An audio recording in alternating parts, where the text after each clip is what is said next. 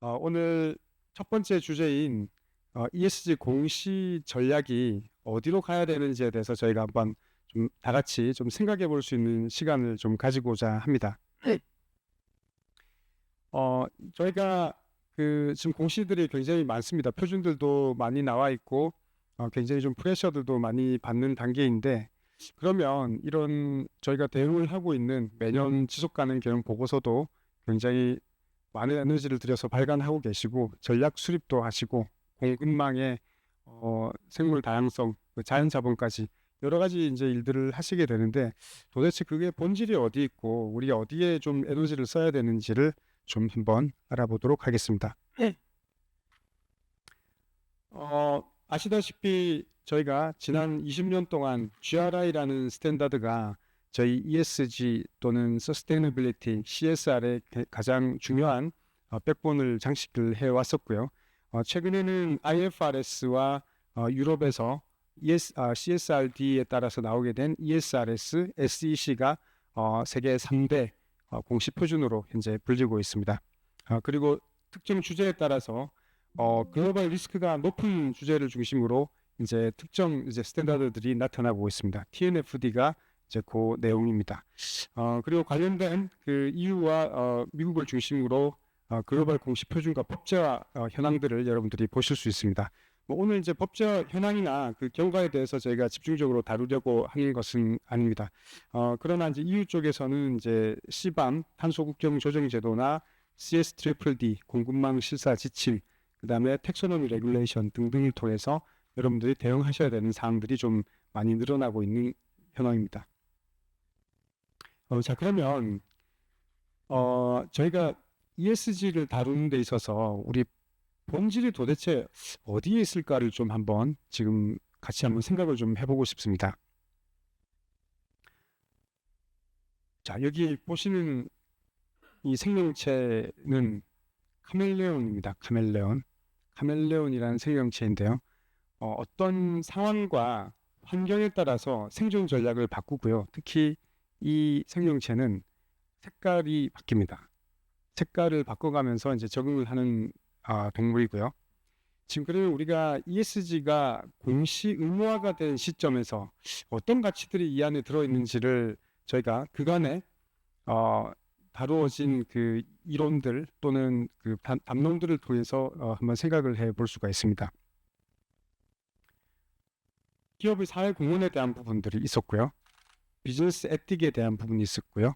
굉장히 큰 프레임적인 틀은 트리플 바텀 라인에서 이미 경제적 성과와 사회 성과와 환경적 성과를 골고루 갖추어 나가야 된다고 우리가 공유를 한 바 있습니다. 그리고 우리 포스코 그룹 같은 경우는 코퍼레이트 시티즌십을 주창해서 지금 슬로건으로 사용을 하시고 계시고요. 소셜 밸류에 대한 부분도 나왔습니다. 그럼 최근에 우리가 한 두 번 정도 기업들이 크게 센세이션을 일으킨 대목들이 있습니다. 바로 보시는 바와 같이 Creating Shared Value 때와 공유가치 창출과 현재 ESG 단계입니다. 갭이 한 10년 정도 납니다. Creating Shared Value는 공유가치 창출은 기업의 비즈니스 모델을 통해서 사회적 문제를 해결하면서 기업의 비즈니스와 사회 문제를 같이 해결할 수 있다는 관점입니다. 비즈니스가 들어있죠. 비즈니스 모델이라는 비즈니스가 들어있습니다. 그러나 지금 ESG는 투자자가 드라이브를 거는 관점이기 때문에 한 스텝 더 진화를 했다고 볼 수도 있습니다. 재무적 자본이, 파이낸셜 자본들이 어떻게 활용될 것인지에 대한 그 관점을 굉장히 분명하게 가져가고 있습니다. 이런 담론들은 현재 굉장히 많이 변화해오고 진화해오고 있지만, 하나 이제 확실한 것들은 이 가치에 대해서 어디에 방점을 두는지에 따라서 컨셉들이 조금씩 바뀐다라는 겁니다. 그러나 왼쪽을 보시면 어떤 이름을 쓴다고 하더라도 이 가치들이 스테이크홀더에 기반한다라는 것을 저희는 잊어서는 안 되는 내용입니다. ESRS에서 스테이크홀더를 이렇게 정의하고 있습니다. 가치 사슬에 걸쳐서 보고 조직의 사업 활동을 통해 직간접적으로 긍정적 또는 부정적 영향을 받을 수 있는 개인이나 그룹이라고 지정을 하고 있고요. 모든 가치들이 스테이크홀더를 중심으로 나오고 있고요. 결국 이제 우리가 지향해야 되는 점은 Financial Decision Making입니다. 투자자들이 지금 현재 시점은 투자자들이 우리가 내는 지속가능 경영 보고서 또는 공시 내용들을 보고 투자 의사결정을 얼마나 잘 할 수 있는지에 대한 충분한 정보가 제공되는가가 굉장히 중요한 시점입니다. 그래서 그 본질에 대한 부분들을 가치가 변하고 있지만 우리가 그러면 ESG 이후로는 어떤 게 혹시 나올 수 있을까? What is next에 대한 부분들도 있을 수 있습니다. 이 컨셉들은 당연히 지속될 거라고 생각을 하지만 이 가치들은 본질적 가치들은 지속이 되겠지만 이 컨셉들은 이 카멜레온과 같이 이름을 지속적으로 바꿔가면서 그 시대에 해당되는 요구 사항에 따라서 컨셉들은 변화하게 될 것입니다. 그래서 그 어떤 이름에 대해서 저희가 뭔가 집중을 하기보다는 이런 컨셉들이 궁극적으로 추구하는 게 어떤 건지에 대해서 이해를 할 필요가 있습니다. IFRS에서 S1, S2에 대해서 굉장히 고민을 많이 하실 텐데요. 저는 IFRS가 가지고 있는 세계관에 대해서 한번 좀 언급을 해보고자 합니다. 이렇게 목적이 적혀 있습니다. 이 여러분들이 내시는 그 지속가능 경영 보고서나 이 ESG 공시들이 Information about Sustainability Related Risk and Opportunity 입니다. Sustainability Related Risk and Opportunity입니다. 지속 가능성 관련된 리스크와 기회입니다.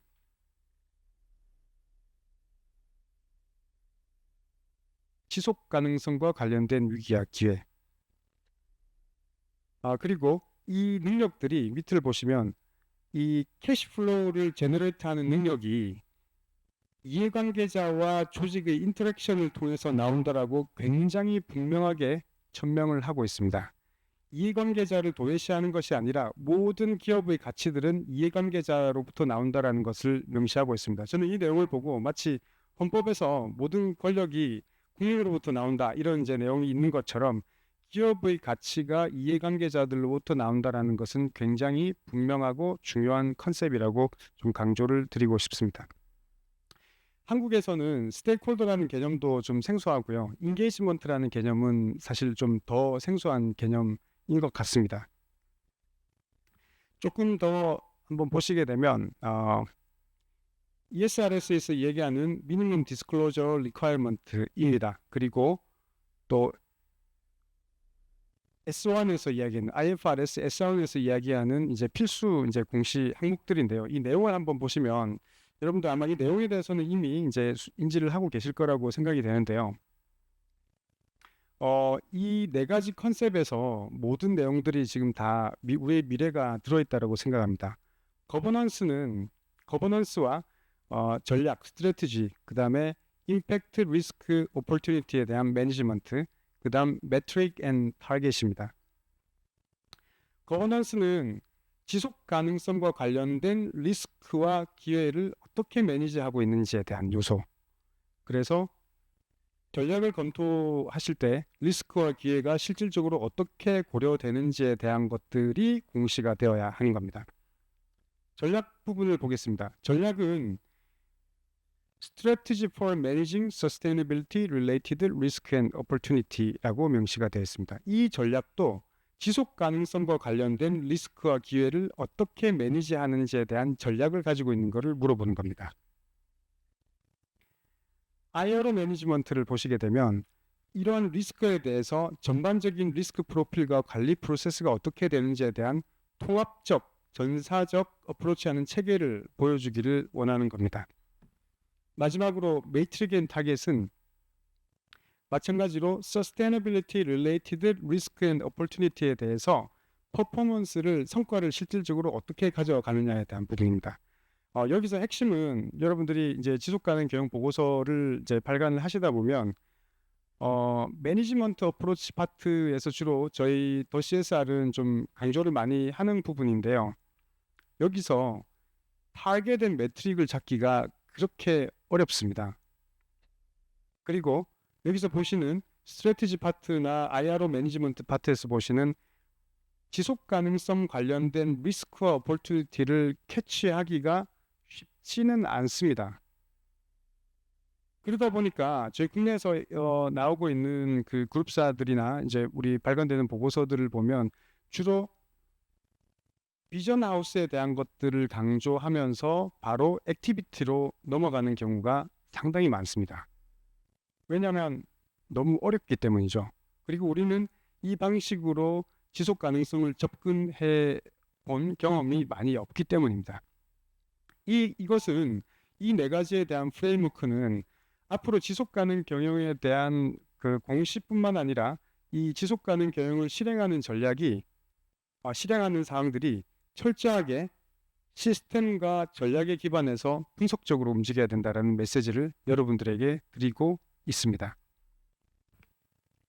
자, 이것이 지금 현재 글로벌 표준이 이야기하고 있는 그 ESG의 본질이라고 저희는 보고 있고요. 그러면 우리 한국의 상장 기업들이 현재 ESG 공시를 어떻게 하는지에 대해서 전반적으로 한번 짚어보도록 하겠습니다. 저희가 지난 딱 1년 전입니다. 지난해 11월에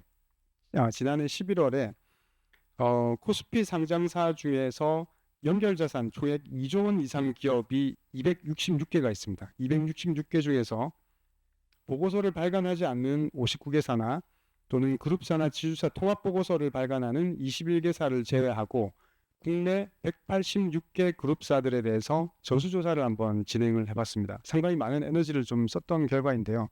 여러분들께 드리고 싶은 메시지가 굉장히 좀 분명하게 드러나는 것 같습니다. 전반적으로 한번 좀 들어봐 주시면 좋겠습니다. 국내에서 보고서 발간 현황은 점진적으로 지금 늘어나고 있습니다. 그러나 266개 기업 중에서 현재 186개가 보고서를 발간했고요. 작년 기준으로 보고서를 발간하지 않은 기업들도 상당수 30% 발견이 됐습니다. 그리고 보고서 발간 기업 추이는 매년 증가하고 있고요. 최초 발간하는 기업도 30개에서 40개 이상 매년 유입이 되고 있습니다.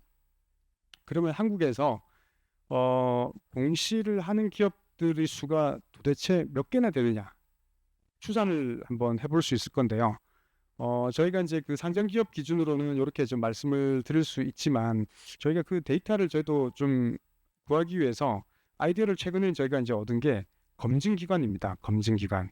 검증기관들이 주요 검증기관들에서 이 그 보고서를 검증을 하시기 때문에 검증기관의 의견을 여쭤봤더니 프라이빗 섹터, 퍼블릭 섹터 다 포함해서 한 450개 정도가 국내에 있는 검증기관들을 통해서 검증이 됐다는 이야기를 들은 바가 있습니다. 그래서 한 450개 정도로 좀 보실 수 있을 것 같고요. 현황은 그렇습니다. 그 다음에 이제 저희가 아까 보셨던 IFRS S1과 ESRS에서 제시하고 있는 그 네 가지 프레임워크에 따라서 우리가 어떤 단계를 지금 지나고 있는지를 한번 살펴보겠습니다. ESG 위원회는 대부분의 기업들이 잘 설치를 해서 공시를 시작을 했습니다. 두 번째 이제 그래프를 보시면 이 131개사가 우리는 ESG 위원회를 보유하고 있다라고 보고를 했는데 보고를 하는 퀄리티가 좀 다 다릅니다.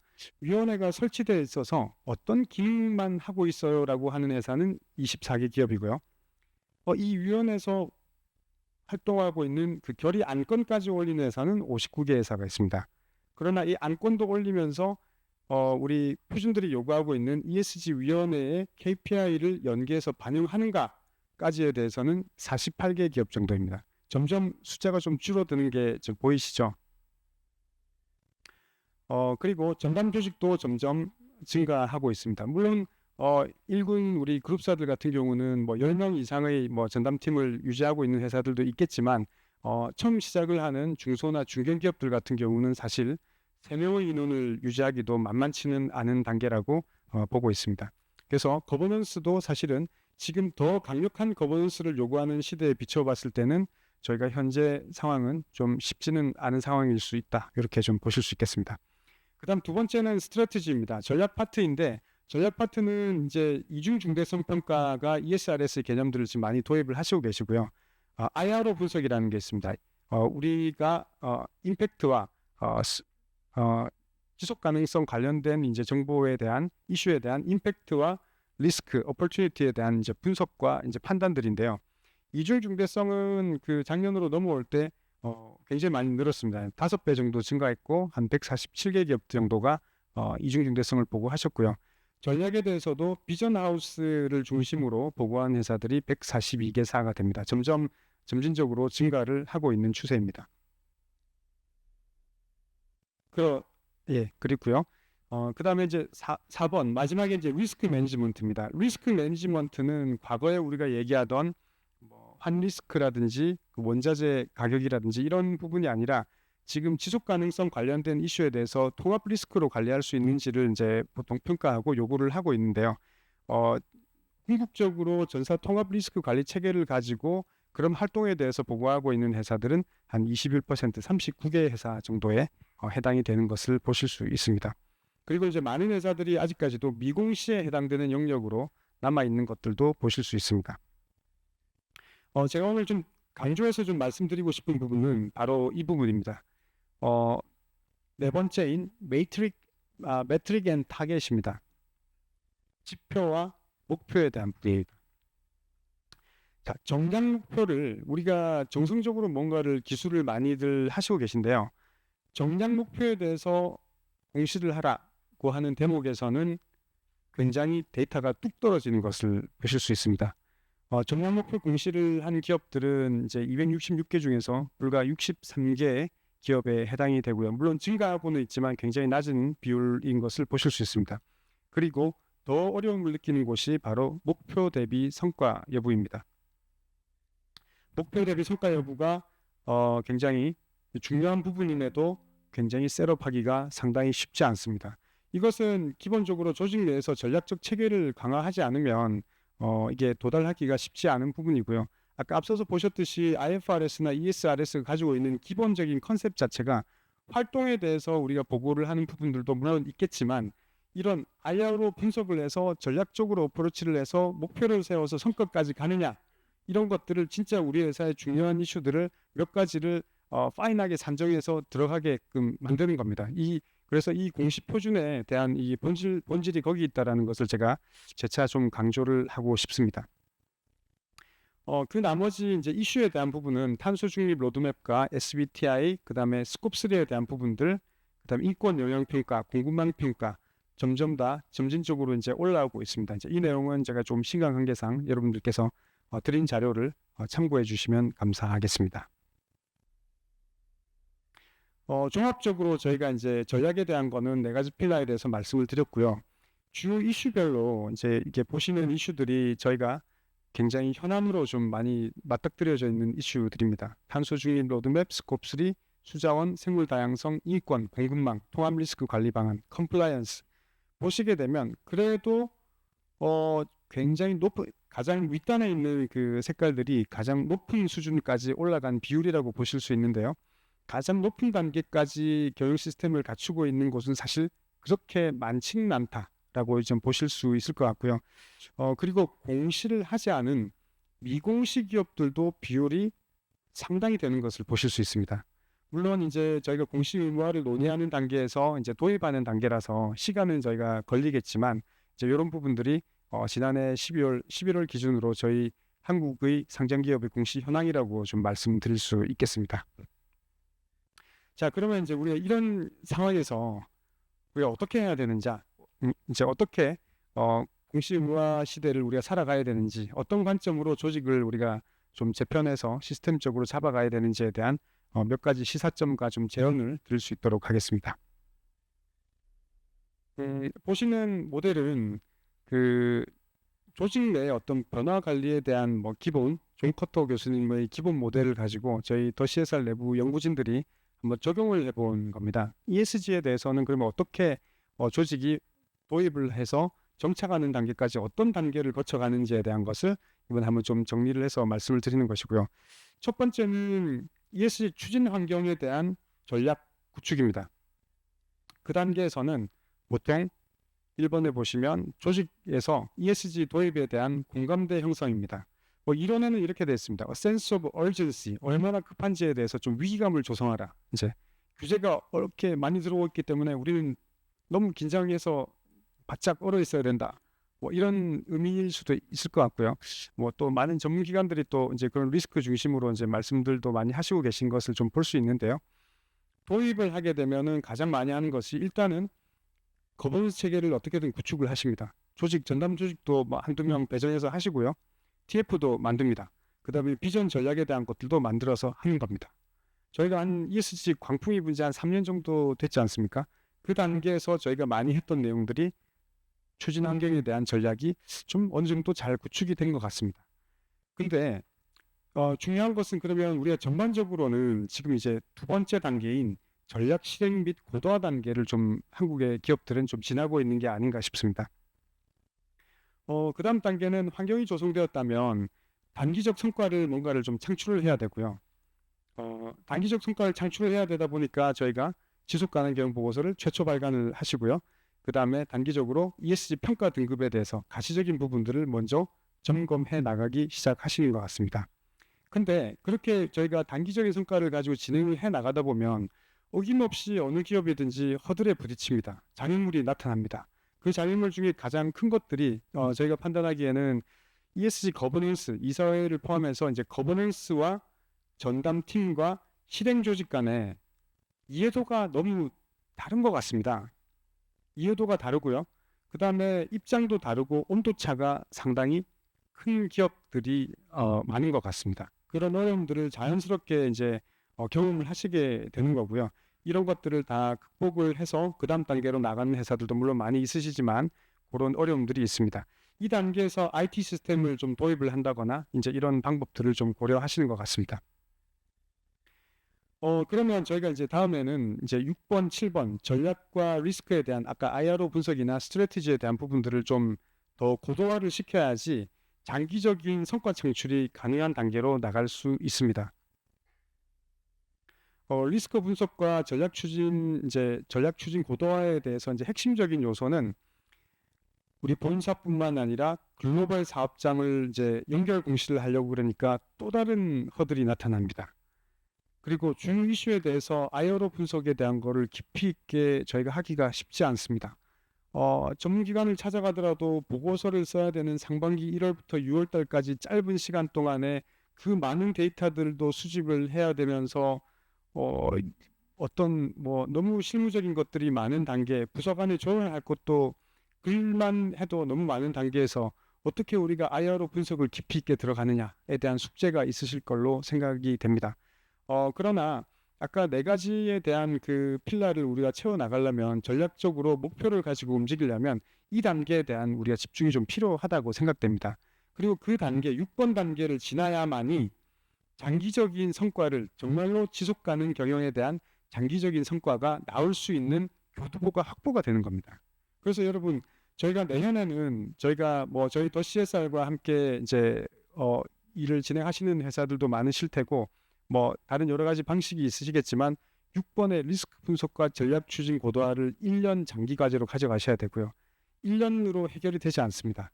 그리고 이런 여러 가지 1년의 단계를 하시려면 최소한 3년을 가지고 중장기 로드맵을 가지고 움직이시기를 제가 간곡히 좀 부탁을 드리겠습니다. 그렇게 되면 결국은 우리가 통합 리스크 관리 시스템을 가지면서 비즈니스 모델이 ESG적으로 전환되면서 궁극적으로 트리플 바텀 라인, 그 다음에 우리 바텀 라인에 대한 사업 성과, 재무적 성과들이 나올 수 있다고 봅니다. 마지막으로는 이게 이제 끝이 아니라 ESG 시스템에 대한 정착화 단계를 이제 밟게 되시는데요. 장기적 변화가 가능해지려면 이 조직 내에 거버넌스 역할이 좀 더 세지면서 지속적으로 강조가 되어야 됩니다. 그래서 변화의 가속도를 유지해 줄 수 있는 거버넌스의 역할이 더 필요하고요. 마지막으로는 ESG 경영의 재무적 관점의 연관성과 유효성을 분석해서 재무적으로 실제 통합되어 있는 인티그레이티드 리포트가 가능해져야 된다는 게 우리가 추구해야 되는 궁극의 공시의 반영성이라고 좀 말씀을 드리겠습니다. 많은 단계가 있는데 여러분들이 기업에서 어떤 단계에 계시든지 간에 ESG 공시에 대한 본질을 우리가 기억을 할 필요가 있다고 생각합니다. 저희는 지난 10년 전부터 회사를 설립할 때부터 지속 가능 경영 보고서를 제가 업무를 한 지 한 15년 정도 되었습니다. 실무도 많이 진행을 해봤고요. 이제 최근에 뭐 여러 가지 기획적인 부분들을 많이 보고 있는데 지속 가능 경영 공시는 ESRS가 요구하는 지표는 1000개가 넘습니다. 물론 여러분들께서 중요 지표를 잘 선정하셔서 이제 하셔야 되고 이 중요 지표를 누락시키는 것은 재무보고에서 꼭 보고해야 되는 재무사항을 보고하지 않는 것과 똑같은 이야기로 인식이 될 수 있습니다. 그래서 리포트를 하실 때는 리포트라는 책의 결과물, 잘 정리되어 있는 부서들 20개 부서들이 콜라보해서 만들어낸 결과물을 잘 정리하는 것이 우리의 목적이 아니라는 것을 너무 제가 강조해서 말씀을 드리고 싶고요. 리포트보다는 리포팅 사이클 중에서 우리 조직이 조금 더 지속 가능해지고 조금 더 건전해지고 조금 더 리스크를 해치해서 궁극적으로는 자본에 대한 이로전, 침식을 막고 우리가 좀 더 재무적으로도 Sustainability Related Financial Performance를 만들 수 있는 방향으로 가야 된다라는 걸 말씀드리고 싶습니다.